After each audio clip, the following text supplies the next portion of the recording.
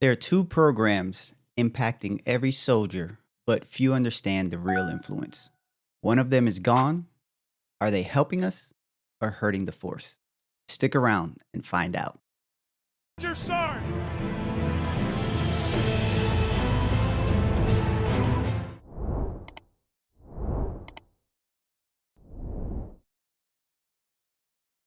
All right, so let's get into it. So, back in 2021, our former president Joe Biden put out an order to promote a program called DEI. This was the implementation and introduction to the program that we know today. Now, fast forward in 2025, our current president, Donald Trump, he signed an executive order that has timelines that the Pentagon has to report. Now, they have to report their progression on moving forward with the eradication of the DEI programs. So, quick side note. Um, Also, we have Alaracs that were put out, and that Alarat is 0062025. This also has guidance on how the Army will be moving forward or started to move forward, if you've noticed. You can read the orders, you can read the memos, and you can read the Alaracs on your own. I'll put the links in below. So I took my time doing research because of the nature of the order, right? Also, because I'm in the military and I need to make sure I don't say anything crazy that's going to get me in trouble. So at the same time, I think I need to put this out because I'm getting calls asking me why I haven't put anything out on the subject. So this will be an explanation on the programs, and I'll keep my personal opinion, if you will, to a very minimum. It's going to be very minimum. It's more, just know that. So if you're here for tea, then you're going to remain thirsty. So without further ado, let's get started. So for a basic understanding, let's start off just so we can all have a level playing field and have a foundational agreement. What is the DEI program and what does DEI stand for? Now, DEI in itself, it stands for diversity, equity, and inclusion. The diversity portion, it's a representation of different backgrounds, different experiences, and different identity. As you guys already know, we're in America, it's a melting pot. So there's everyone here, and everyone wants to come here.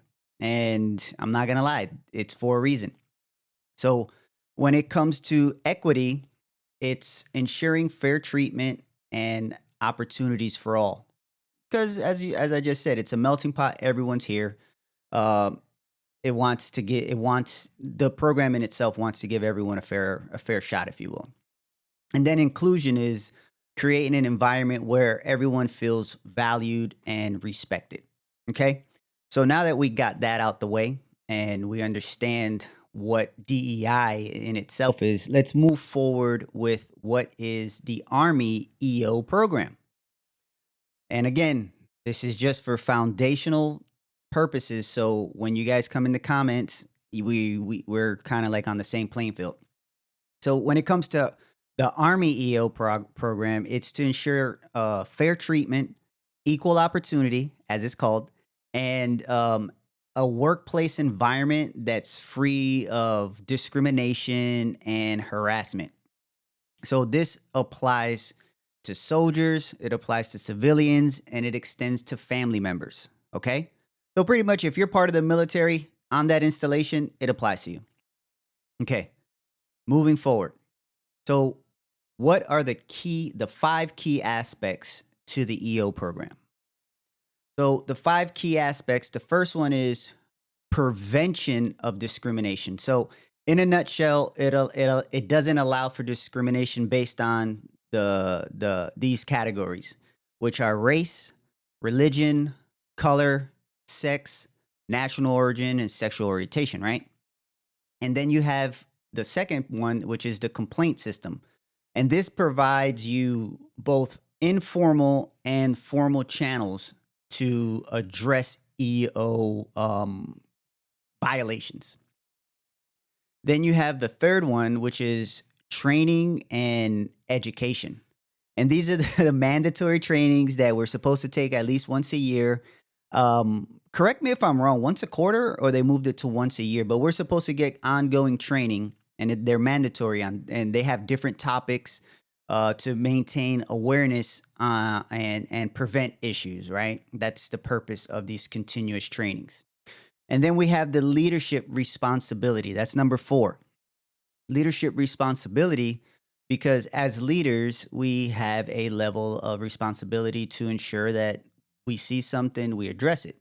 So commanders and leaders at all levels are responsible for upholding EO policies, which is why when you walk around in a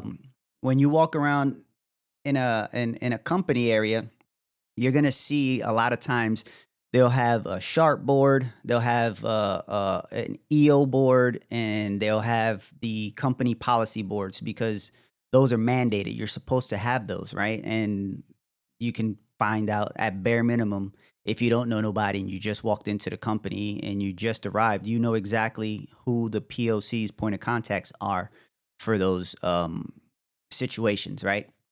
So now that we have a full understanding of understanding EO, let's highlight the key differences between the two programs, right?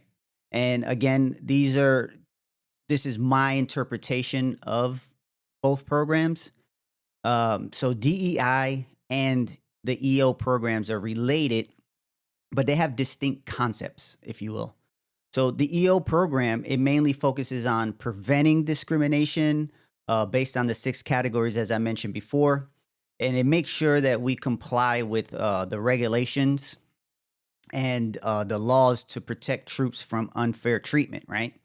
And it's primarily reactive to complaints.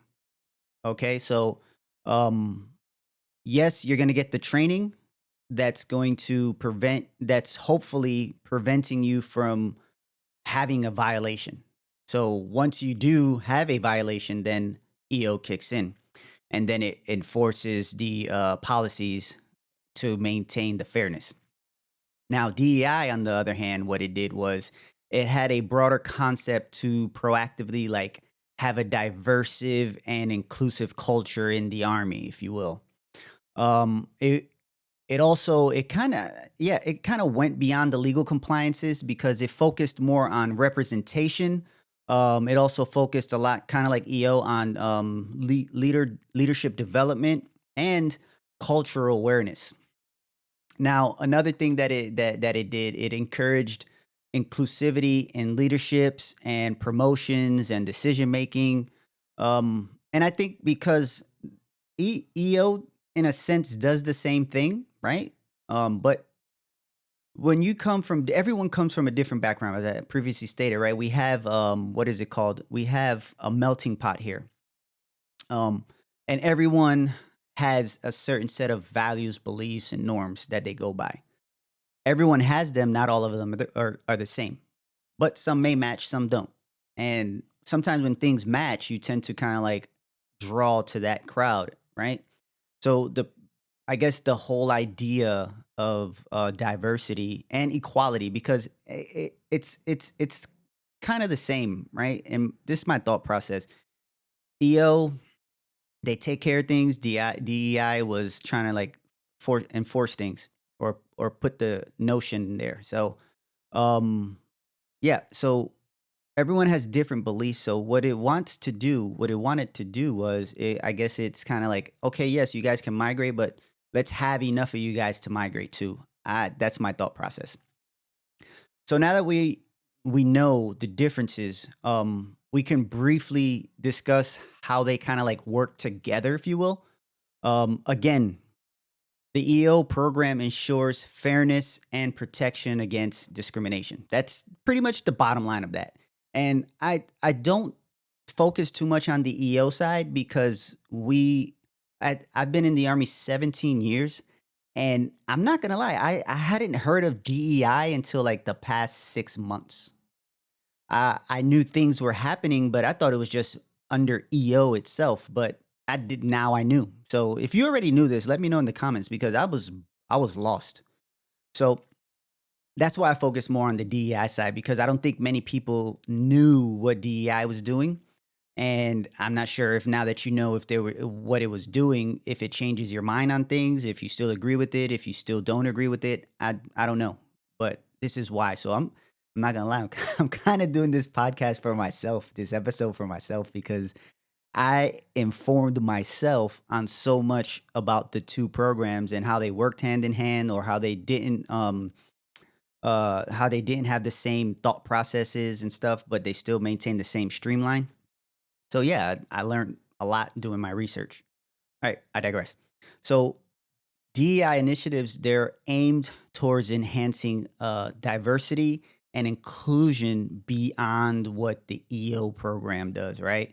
So while, well, not the EO program, the EO policies. So while it's EO is about equality, like equal access, if you will, um, by protecting the six categories, DEI kind of focused more on removing barriers and yeah, those barriers that might kind of prevent certain groups from moving up in the army, if you will. At least that was the thought process. So on one hand, you have EO that protects, enforces, and acts reactively acts towards discrimination. Or and on the other hand, you have DEI where it was more based towards like making decisions to diversify the ranks. Kind of like if you're into stocks, diversify your portfolio, if you will. So that being said, there were certain ways that the Army implemented DEI and EO practices. So let's touch on that in this next section. And just so you guys know, I have a video at the end that I think sums up the whole DEI EO type deal. And it's a golfer that I follow on Facebook. His name is Roger underscore Steele, Steele. And you guys will see it. So just stay tuned. I think it sums up the whole video, to be honest with you. So, same time, if you're still here, do me a favor, like and subscribe. If you have an opinion, leave it in the comments. I would love to hear from you. And I respond to all my comments. All right, so let's get back to it. So the Army used both programs through policies, trainings, and leadership initiatives to create an, an equal platform. And here's how.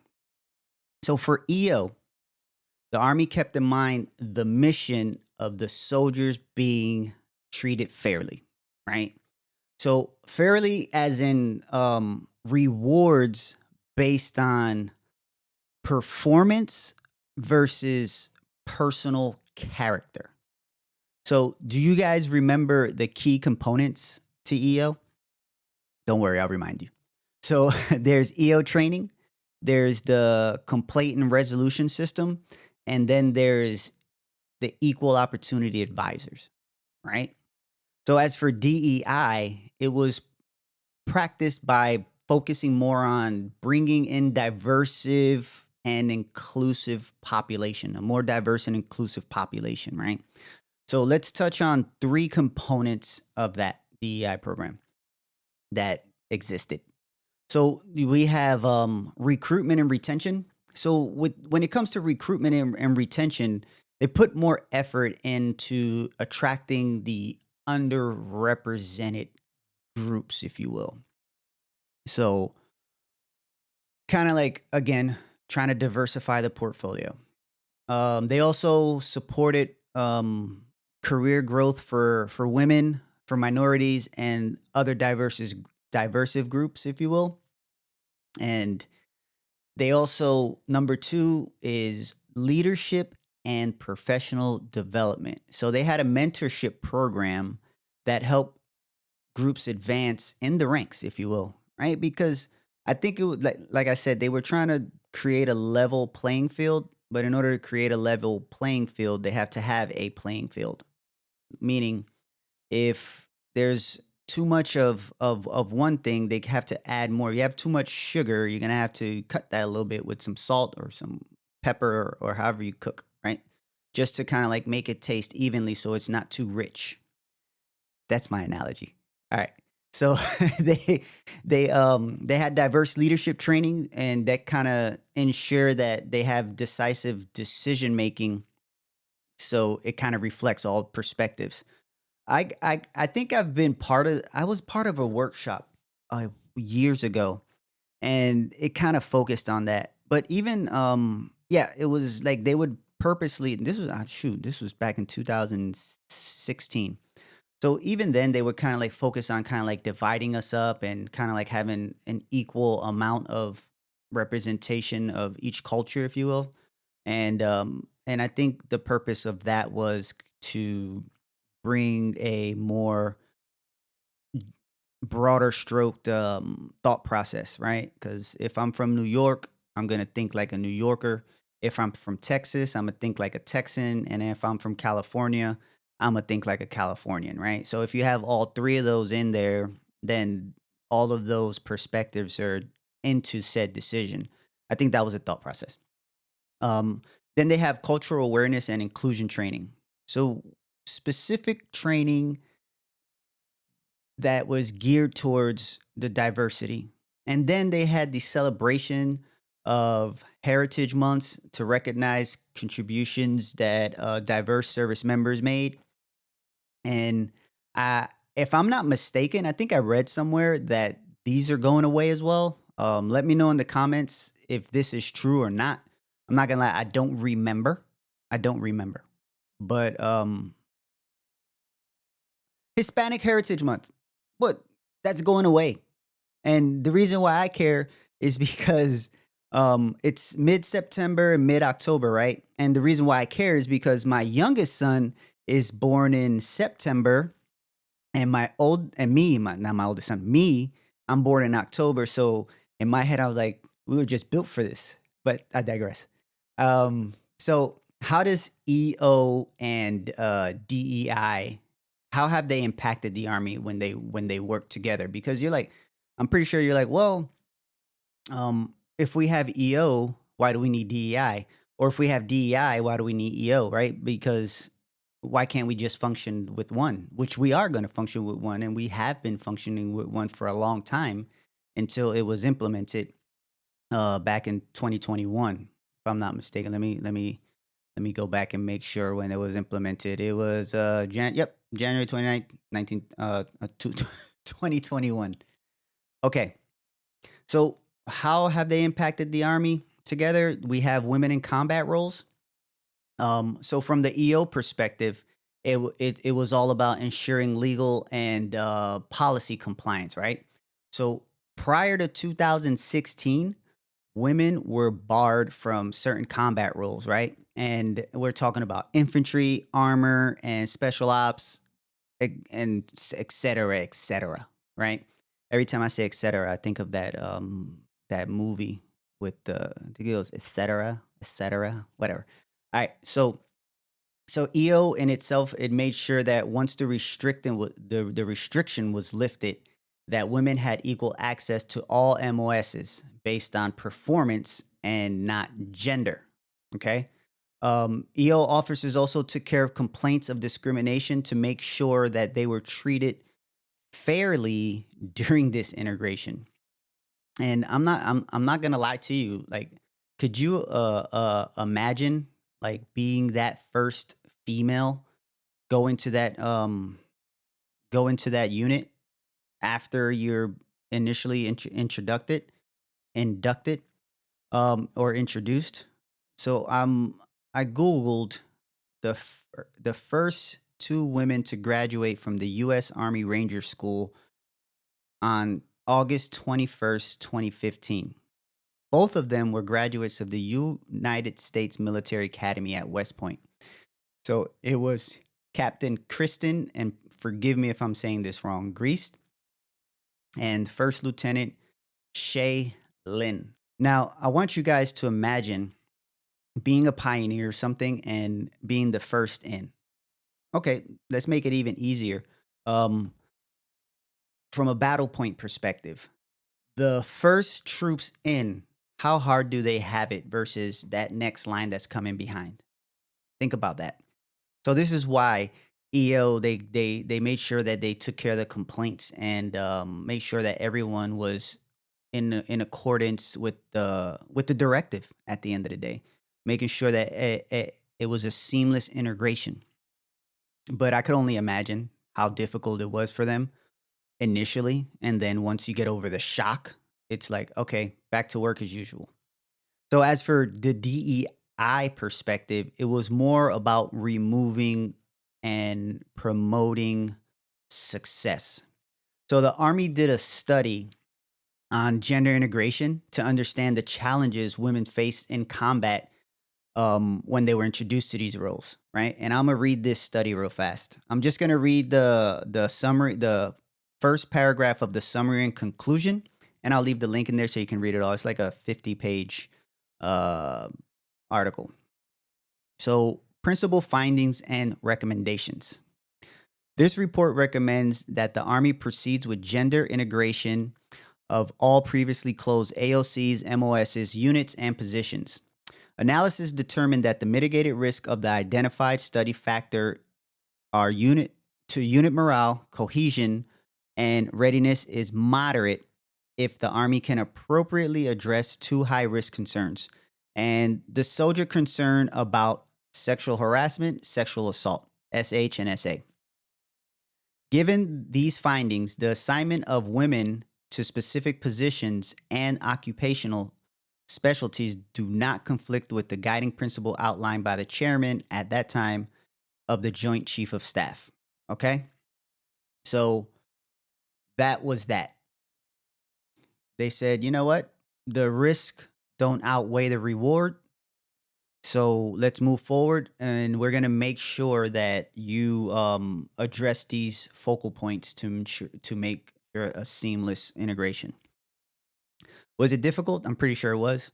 But I'm a medic, so I've always worked around females, so I don't know the difference, but I do know that every when I was a BLC instructor back in 2017 to 2020, I haven't seen the curriculum in a while, but there was a class in which we had to talk about females being introduced into combat arms, and there was a lot of reluctance by the younger soldiers, right?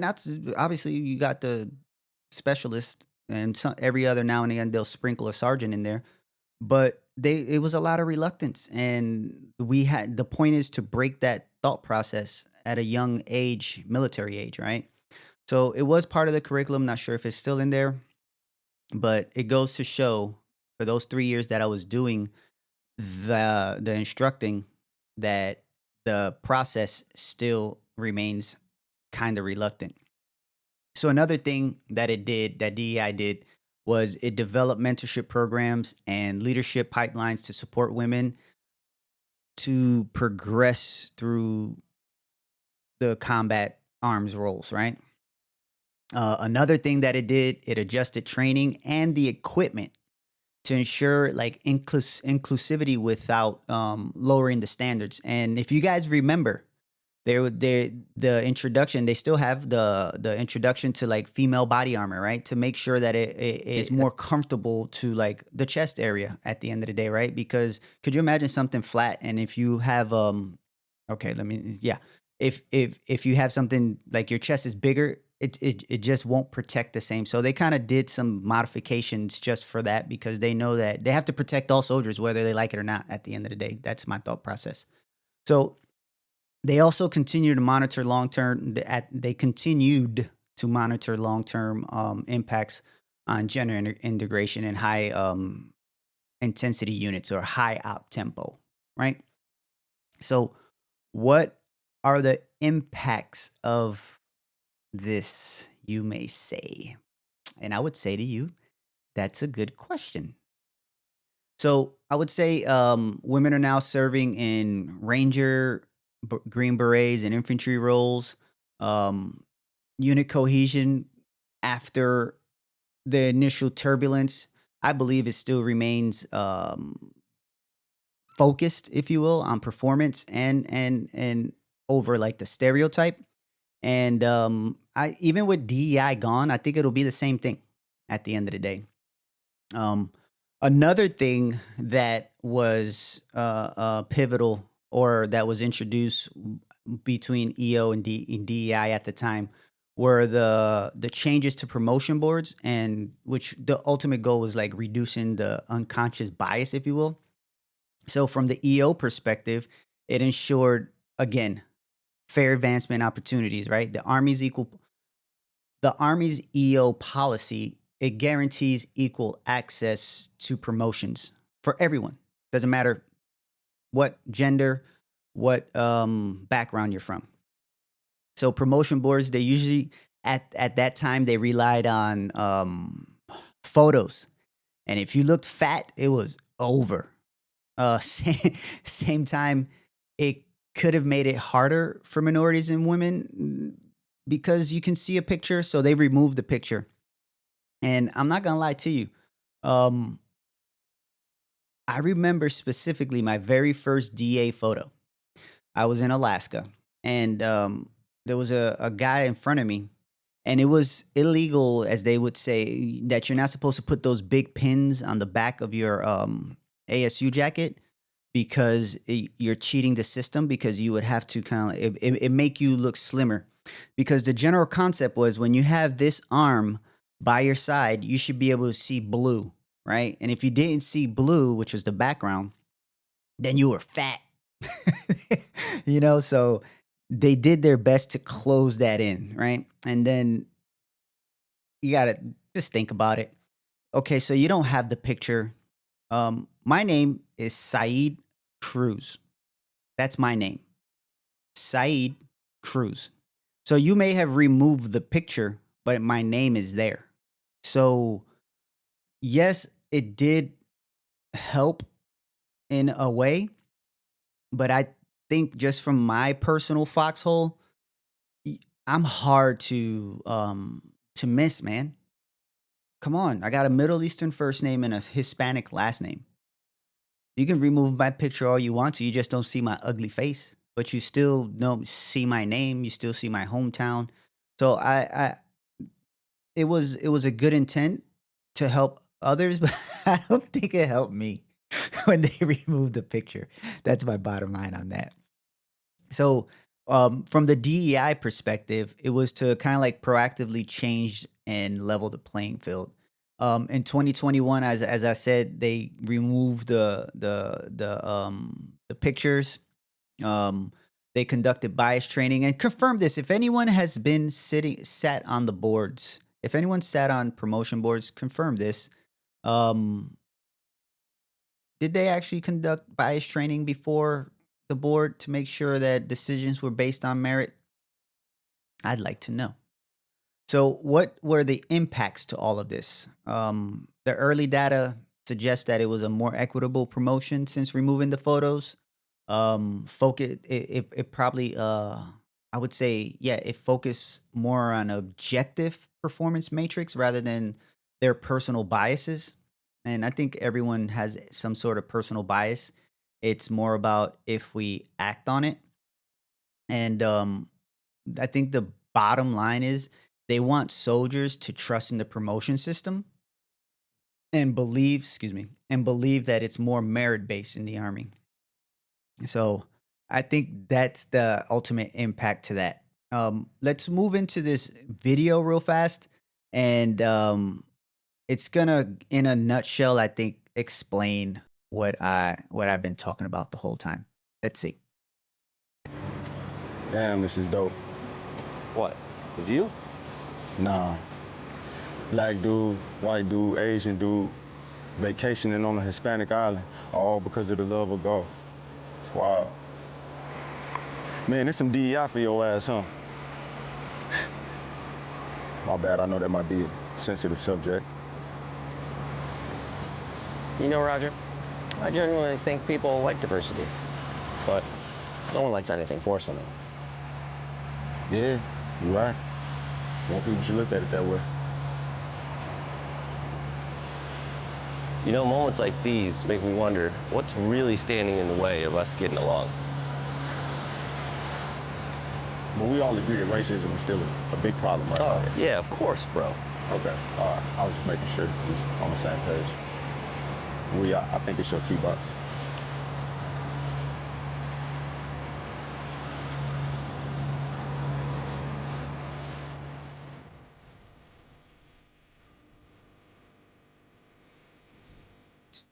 Those are my final thoughts right there.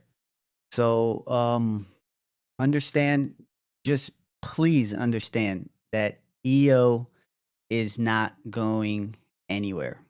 The EO program it remains in place. There just isn't a DEI practice so that you don't have to worry about, because I know that it kind of sites went down, but EO is back or was never gone.